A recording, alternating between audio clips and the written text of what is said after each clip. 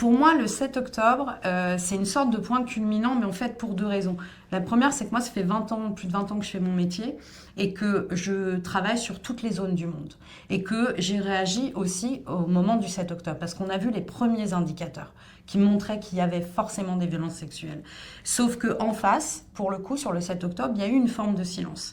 Et donc, le fait de déterminer, d'admettre qu'il y a eu des violences sexuelles le 7 octobre a pris du temps.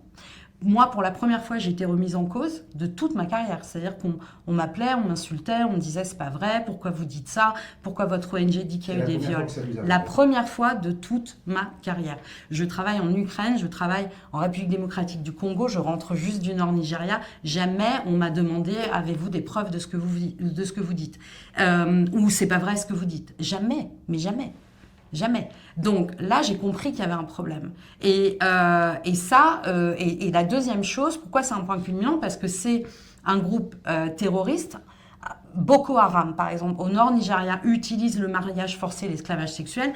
Le Daesh l'a fait et tout. Là, c'est la première fois qu'on voit aussi un groupe terroriste arriver sur un territoire de façon organisée, de rentrer par plein de points et d'utiliser cette violence sexuelle sur quoi? 36 heures de violence. 36 heures.